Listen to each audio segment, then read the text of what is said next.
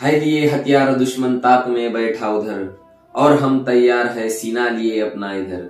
खून से खेलेंगे होली गर वतन मुश्किल में है, सरफरोशी की तमन्ना अब हमारे दिल में है, सरफरोशी की तमन्ना अब हमारे दिल में है।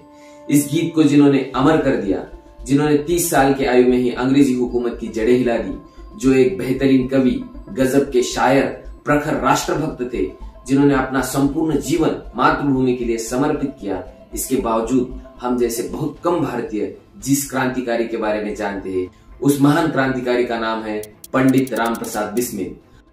आज इस महान क्रांतिकारी की बरसी है। उनकी बरसी पर अगर हम उनके विचारों को अपने जीवन में ला सके या उन विचारों को दूसरों तक पहुंचा सके तो वह अच्छी श्रद्धांजलि कही जाएगी। तो चले उनके बारे में विस्तार से जाने। बिस्मिल जी के क्रांतिकारी जीवन की शुरुआत उस समय हुई जब भाई परमानंद जी को गदर षड्यंत्र मामले में फांसी की सजा सुनाई गई।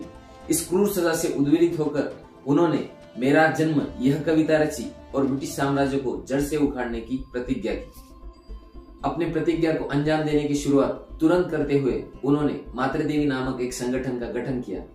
इस संगठन की विशेषता यह थी कि उसमें पैदल सैनिकों के अलावा घुड़सवार और हथियारों से संपन्न सैनिक थे। जहां 25% दुनिया पर अंग्रेजी हुकूमत का राज था, जिनके एक सैनिक को भी मारना नामुमकिन था, वही इस संगठन ने 1918 में हुए एक भीषण संघर्ष में 50 गोरे सैनिकों को मौत की घाट उतार दिया।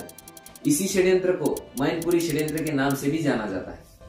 मैनपुरी षड्यंत्र की वजह से कुछ दिनों तक भूमिगत रहकर उन्होंने अनेक किताबें लिखी।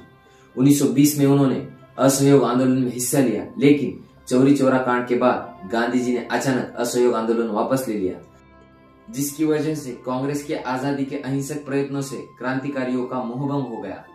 इस घटना के बाद क्रांतिकारी पार्टी बनाने का अपने सपने को पूरा करने के लिए बिस्मिल जी जुट गए। उन्होंने अपने कुछ साथियों के साथ मिलकर हिंदुस्तान रिपब्लिकन एसोसिएशन नामक एक संगठन बनाया और अंग्रेजों के साथ सशस्त्र लड़ने का एक नया दौर आरंभ किया। लेकिन सवाल यह था कि शस्त्र खरीदने के लिए पैसा कहां से लाए, और इसी सवाल के जवाब में उन्होंने काकोरी में ट्रेन का खजाना लूटने का प्लान बनाया। प्लान के दिन बिस्मिल जी के नेतृत्व में 10 क्रांतिकारी ट्रेन में सवार हुए। उन सबके पास पिस्तौलें थी। इसके अलावा उनके पास जर्मनी में बने 4 माउजर पिस्तौल भी थे, जो आज के AK-47 की तरह माने जाते थे। जैसे ही ट्रेन काकोरी स्टेशन पर रुककर आगे बढ़ी, राजेंद्र लाहिड़ी ने चेन खींचकर ट्रेन को रोक लिया और सरकारी खजाने के बक्से को नीचे गिरा दिया गया।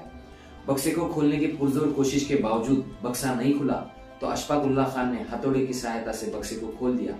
इसके बाद चांदी के सिक्के और नोटों को चादरों में बांधकर भागते समय एक चादर जल्दबाजी में वही छूट गई जो बनारसी लाल की थी। इसी चादर की सहायता से अंग्रेजों ने 5 क्रांतिकारियों को पकड़ लिया, जिनमें बिस्मिल जी भी शामिल थे। काकोरी कांड की ये बातें सुनने में बड़ी सीधी सादी लगती है, मगर उस वक्त अंग्रेजी हुकूमत में इस कांड की वजह से हड़कंप मच गया था। इस कांड की जांच के लिए आर्य हर्टन के नेतृत्व में स्कॉटलैंड की सबसे तेज तर्रार पुलिस को इस कांड की जांच का काम सौंपा गया था। काकोरी कांड का ये मुकदमा एक ऐतिहासिक मुकदमा बन चुका था। काकोरी पुलिस स्टेशन रिकॉर्ड के अनुसार 4601 रुपए, 15 आना और 6 पाई इतनी सरकारी खजाने की लूट हुई थी, और इस लूट की जांच के लिए अंग्रेजी हुकूमत ने उस वक्त 10 लाख रुपए खर्च किए, जो आज के 1 करोड़ से भी ज्यादा है। इससे इस केस की गंभीरता का पता चलता है। 18 महीनों तक चले इस मुकदमे के बाद बिस्मिल जी और उनके साथियों को लखनऊ सेंट्रल जेल भेजा गया। 19 दिसंबर 1927 के दिन बिस्मिल जी वंदे मातरम और भारत माता की जय का उद्घोष करते हुए फांसी के तख्ते तक पहुंच गए।